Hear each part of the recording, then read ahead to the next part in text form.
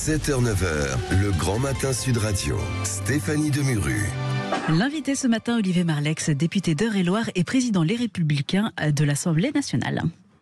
Olivier Marleix, bonjour, merci d'être en direct avec nous sur Sud Radio. Le calme semble être revenu après une semaine de violence urbaine. L'heure est maintenant aux analyses et aux propositions des différents partis. On a entendu de il faut toute la semaine, dont évidemment le vôtre, les LR. Vous vous êtes adressé mardi à la Première ministre en ce sens. Pour vous, c'est avant tout une question de réponse pénale. Ce qui s'est passé dans notre pays est quand même d'une gravité extrême. C'est un cap qui a été franchi avec des dégâts beaucoup plus importants que ce qui s'était passé en 2005, un mouvement beaucoup plus général. 1 millier de bâtiments publics attaqués, 5000 voitures brûlées, etc. Moi, je veux d'abord rendre hommage à tous ces commerçants qui ont été victimes de ces violences, et puis à nos forces de l'ordre qui ont été quand même absolument exceptionnelles de sang-froid. Il y a plus de 670 policiers blessés, et en revanche pas de victimes, à part peut-être ce qui s'est passé à Marseille, mais enfin on ne sait pas encore. Donc vraiment chapeau à nos forces de l'ordre qui, une fois encore, ont fait honneur à notre pays. C'est sûr que ces événements, ils ne doivent pas rester impunis. La question que se posent tous les Français aujourd'hui, c'est quelle va être la réponse de la justice, quoi. On ne peut pas mettre tout ça sous le tapis. Vous demandez quoi ? Donc moi je demande évidemment, on demande des comptes d'abord, la justice est rendue au nom du peuple français, et donc la justice doit rendre des comptes au peuple français. Le gouvernement doit demander département par département, chaque semaine, est-ce qu'on ait un bilan sur tous les gens qui ont été interpellés, combien ont été déférés à des juges, quelles peines ont été prononcées derrière. Vous voulez fliquer la justice en gros ? La justice est rendue au nom du peuple français, elle doit être transparente, les Français attendent de savoir quelles peines seront rendues. J'observe que les premières peines d'ailleurs montrent qu'il y a une prise de conscience de la part des magistrats. Il y a une fermeté quand même, vous êtes satisfait. Il y a une attente, mais ce n'est pas une attente pour satisfaire l'opinion, c'est juste un besoin que la justice passe et que tout ça ne reste pas impuni.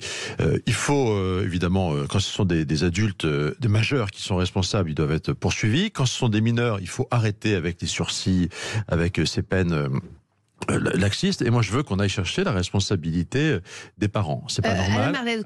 En tout cas, pour l'instant, les premières réponses sont plutôt fermes. On a vu les magistrats travailler le dimanche. Oui. C'est assez sévère pour l'instant. Mais d'ailleurs, franchement, il faut pas s'arrêter là. Le président de la République aime bien se fixer des défis en 100 jours. On pourrait se fixer un défi en 100 jours de traiter judiciairement toutes ces affaires dans les 100 jours en recrutant des magistrats honoraires, des magistrats temporaires. Tout ça existe dans notre droit. Vous organisez d'ailleurs une conférence de presse avec Éric Ciotti et Bruno Retailleau au siège des LR aujourd'hui pour présenter vos propositions justement pour cette justice pour terminer sur ce qui vient de se passer et les sanctions qu'il faut apporter à tous les délits qui ont été commis.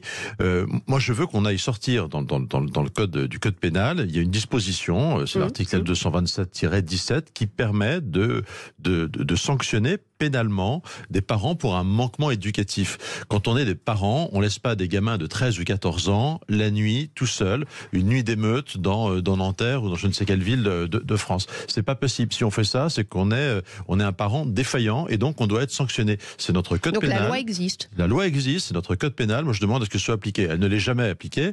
Il faut explorer quand même notre code pénal et l'utiliser. Voilà. Et donc on demandera notamment combien de sanctions auront été prononcées sur cette base-là. Après, Emmanuel Macron a l'air plutôt d'accord avec vous, puisqu'il demande des sanctions, je cite, à la première connerie au cas par cas. Donc ça, vous êtes plutôt satisfait? Je demande des sanctions, mais la première connerie pour les parents, c'est de laisser leur gamin dehors. Et donc je demande aussi des sanctions pour ça. Ensuite, évidemment, il faut se poser la question de savoir comment, ce qui s'est passé, c'est que tout c'est une espèce de faillite de l'autorité. C'est vraiment une génération de jeunes, de gens très jeunes, 17 ans en moyenne d'âge sur les 3000 personnes interpellées, une génération qui n'a plus aucune notion de l'autorité. C'est 25 000 faits de refus d'obtempérer par an dans notre pays. Enfin, moi, quand j'ai une lumière bleue, un gyrophare, je suis en voiture, je m'arrête. Qui sont ces gens qui pensent comme ça? Et donc, oui, c'est des gens qui n'ont jamais été confrontés à l'autorité. Et donc, il faut remettre cette question à plat. notamment de la part des plus jeunes. C'est le plus inquiétant. C'est une génération élevée en dehors d'autorité.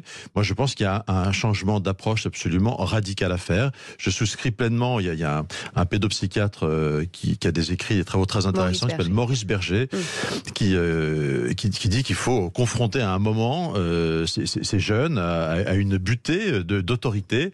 Et je pense qu'il faut qu'on change de braquet et qu'on invente un système de courte peine de prison. Quand un jeune fait un délit, eh bien, c'est pas un sursis pour le premier délit, pour le deuxième, pour le troisième, mais c'est une courte peine de prison d'1 mois peut-être. Mais 1 mois exécuté, ça met un peu de plomb dans la cervelle. Olivier Marleix, Éric Dupond-Moretti a annoncé une distribution de flyers dans les quartiers sensibles pour rappeler les parents à leurs obligations. C'est une bonne idée, ça ? On aurait pu demander aux CAF de le faire, éventuellement, lorsqu'elles envoient les allocations familiales, de rappeler un message sur les obligations qui vont avec. Parmi les propositions qu'on fera, vous avez évoqué le fait qu'on fait un point presse cet après-midi, de matinée avec Éric Ciotti et Bruno Retailleau. On veut rappeler que si on en est là, c'est parce qu'à un moment, on a fait des choix laxistes. Quand la droite était au pouvoir, on avait fait voter, c'était une PPL d'Éric Ciotti, une proposition de loi d'Éric Ciotti, la possibilité de suspendre les allocations familiales pour les parents d'enfants délinquants. Ça a été supprimé par M. Hollande. À 2 reprises, on a voulu depuis le réinstaurer. Ça a été refusé à 2 reprises par les équipes les gouvernements de M. Macron. Donc il y a des choix qui nous ont amenés dans cette situation. Tout n'est pas équivalent depuis 40 ans. Je réfute totalement en tout cas, sur ces allocations, un sondage IFOP pour Sud Radio aujourd'hui nous disent que 65% des personnes interrogées sont favorables à cette mesure, car selon eux, elle responsabilise les parents. Ça va dans le bon sens, j'imagine, du coup, pour vous. En tout cas, c'est ce qu'on demande, de revenir. Mais c'est des principes de bon sens. On devrait être à 100% d'accord, vous savez, quand on se marie, on dit que les époux ont des obligations les uns vers les autres. Et on précise maintenant, d'ailleurs, on a modifié ça il y a quelques années, on rappelle que les parents, ils auront des obligations à l'égard de leurs enfants. Donc c'est ça qu'il faut rappeler. Aujourd'hui, on a le sentiment que d'ailleurs, c'est pas qu'un sentiment. Vous avez des gens qui vivent très très loin de chez nous, mais qui ont une femme et des enfants qui grandissent quelque part dans un appartement dans une de nos banlieues et qui expédient les allocations familiales dans le pays d'origine. Non, ça peut pas marcher comme ça. Il faut exercer réellement sa responsabilité de parent. Regardez, sincèrement, j'ai été un peu stupéfait d'apprendre que le père de Naël réapparaissait. Oui, c'est vrai qu'il est réapparu. Réapparaissait, aujourd'hui, il va être partie civile. Mais que n'a-t-il été présent pendant toutes ces années auprès de son fils? Enfin, je veux bien tout comprendre, que la vie est compliquée, difficile, etc. C'est un argument qu'on entend souvent. La mère de Naël, typiquement, elle était certainement toute seule. Vous les pénalisez encore plus, ces femmes qui sont obligées peut-être d'assumer un foyer seul quand le père est loin. Donc, mais le père n'a pas à être loin. Il faut rappeler à chacun qu'il a rentrer dans la vie privée des gens, c'est compliqué. Oui, mais c'est notre droit. Le père, c'est pas parce qu'il s'est barré ou que sais-je. Je dirais, en droit, on a tout à fait la possibilité d'aller retrouver. C'est la double peine pour la mère. D'aller retrouver sa responsabilité. Pas pour la mère, pour le père qu'il faut aller chercher. Ces enfants ne naissent pas tout seuls. J'ai de vagues souvenirs de mes cours de biologie, et je crois me souvenir que dans la plupart des cas, il faut quand même qu'il y ait un père a priori. À l'origine. Vous parliez, Olivier Marleix, des jeunes, et Emmanuel Macron a rapidement pointé comme l'une des causes les réseaux sociaux, laisser entendre qu'il pourrait couper ou du moins bannir certaines publications des réseaux sociaux en cas de nouvelle crise. Vous avez tout de suite réagi. Non, je crois qu'il est même allé un peu plus loin en disant qu'il fallait peut-être couper les réseaux sociaux. Oui, c'est ça. Là, on est vraiment dans un système digne de la Corée du Nord, de la Chine, etc. Donc, évidemment, je pense que c'est une provocation, une espèce de tentative de diversion de la part du président de la République pour nous éloigner du vrai sujet. Moi, ce qui m'inquiète, alors qu'il est, c'est que... Vous niez le rôle des réseaux sociaux dans cet engrenage? Non, il y a un rôle des réseaux sociaux, évidemment, mais c'est pas le cœur du sujet. C'est pas le cœur du sujet. Ce qui m'inquiète, et le cœur du sujet aujourd'hui, c'est plutôt que le déni de réalité de la part du président de la République. On a le sentiment que rien ne va changer. Entre avant cette crise et aujourd'hui, rien n'a changé. Le gouvernement refuse de faire un lien avec la question de l'immigration non maîtrisée dans notre pays. Le gouvernement refuse de remettre en cause sa politique pénale et d'en tirer des conséquences, alors qu'on a un texte en ce moment en discussion sur la justice. Nous, on attend très clairement que le gouvernement tire des leçons de tout ça. Vous savez, est-ce que vous savez combien il y a de questions que je pose quand même, de places en centre éducatif fermé pour les jeunes délinquants? 636 places, 636 dans notre pays. C'est évident, tous les magistrats le disent, qu'on manque de. Mais Olivier Marleix, on a le sentiment que chez vous, la question est uniquement sécuritaire. Vous savez que dans ces quartiers, il y a des jeunes qui se disent abandonnés, on est d'accord ou pas avec cet avis, mais enfin, il y a aussi la question de la politique de la ville, du logement, de la mixité. On met la poussière sous le tapis quand même. C'est pas ça. La poussière aujourd'hui, l'urgence, c'est vraiment la question de l'autorité. C'est la question de l'autorité, et la question de l'autorité de manière assez profonde, effectivement. C'est-à-dire, y compris de manière un peu intime, j'ai envie de dire. C'est-à-dire, effectivement, c'est des familles où aujourd'hui, les enfants semblent livrés à eux-mêmes avec... je parle de ceux qui vraiment commettent de la délinquance. Enfin, tu vas encore lire toutes les analyses de Maurice Berger. C'est très intéressant de ce point de vue-là. Moi, je veux bien qu'il y ait un problème de mobilité peut-être dans ces quartiers, mais qui est dû aussi d'ailleurs à une espèce d'instinct grégaire, c'est-à-dire qu'on a trop de jeunes pour qui le seul horizon, ça reste leur quartier, mais c'est une espèce parfois... En tout cas, on a compris que c'était sur le plan sécuritaire et pénal. Vous parliez d'immigration également. Je pense que la vraie défaillance aujourd'hui, elle est là. Vous parlez d'immigration depuis le début des émeutes. À droite, vous dénoncez clairement les conséquences de l'immigration. Aujourd'hui, Gérald Darmanin, vous l'avez dit, refuse de faire un lien. Vous demandez d'ailleurs un durcissement de ce fameux projet de loi immigration. L'exécutif, pour le moment, refuse.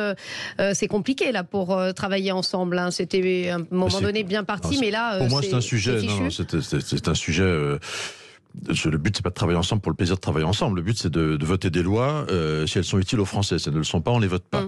Les projets du gouvernement en matière d'immigration, pour nous, étaient inacceptables dans la mesure où ils allaient encore accélérer l'immigration, envoyer un coup d'ouverture supplémentaire. Il est évident que notre pays n'a pas besoin de ça, et il n'a pas besoin non plus qu'on fasse semblant de faire quelque chose. Donc nous, on veut un texte qui serve réellement, qui réduise réellement l'immigration, qui soit un texte de fermeté, où on se donne des moyens nouveaux aussi d'expulser les étrangers délinquants. Mais là, ça veut dire qu'en gros, vous n'êtes pas du tout d'accord on n'est pas du tout d'accord. Nous, on a mis maintenant, après ces émeutes, vous n'allez pas pouvoir faire une coalition, en tout cas pour voter ce texte. Hors question de faire une coalition. D'ailleurs, Darmanin, je crois, ne vous a pas rencontré. Il a rencontré Bruno Retailleau, Gérard Larcher. Vous le regrettez ? J'ai refusé de rencontrer. Les palabres ne servent à rien.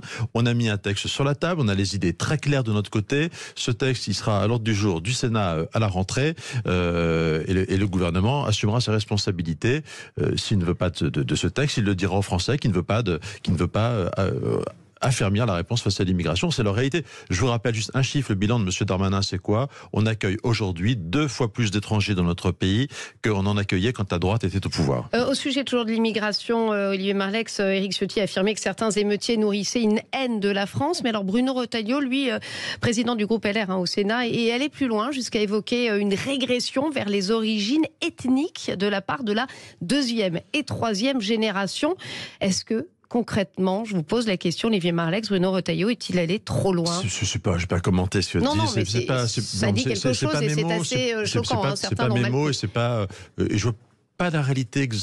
Voilà, pour moi, je pense que... La réalité, je crois, c'est que cette espèce de violence, elle arrive, elle est faite d'une première génération. Mais vous approuvez ou pas Bruno Retailleau ? Parce que c'est quand même une question importante sur les origines ethniques. C'est pas... Vous n'irez pas jusque-là ? Non, je fais une analyse un peu différente. Moi, je fais une analyse différente. Je pense qu'aujourd'hui, vous avez une première génération de jeunes, d'une première génération d'immigration, qui effectivement ne sont pas du tout assimilés. Voilà. Et c'est vraiment ça, pour moi, le cœur du problème. Après, si vous me dites qu'il y a un repli communautaire et qu'il y a une espèce de repli identitaire dans la 2e ou 3e génération, je dirais oui, mais c'est un repli très identitaire, autour notamment sur des questions religieuses, parfois un peu fantasmagorées de leur part. On arrive malheureusement à la fin de cette interview déjà très rapidement. Est-ce qu'il y a encore quelque chose qui vous différencie du Rassemblement national, surtout sur cette séquence ? Et sur ce sujet-là, vous savez, on ne fait que redire ce qu'on a dit depuis des années et ce qu'on a fait quand on était au pouvoir. Une fois encore, je vous l'ai dit, on a voté une proposition de loi pour, à l'époque, supprimer les allocations familiales pour les parents délinquants. On avait instauré les peines planchées pour les récidivistes. Tout ça a été annulé par la gauche. On est fidèle. On a voté avec Nicolas Sarkozy 2 lois qui ont eu pour effet de réduire l'immigration dans ce pays. J'entends dire que c'est pas vrai. Donc pas grand-chose vous différencie en tout cas sur cette séquence avec le Rassemblement sur cette national. Séquence, on a des idées de droite et je ne m'en excuserai pas. Merci beaucoup en tout cas Olivier Marleix d'avoir été avec nous, député d'Eure-et-Loir, président du groupe LR à l'Assemblée nationale.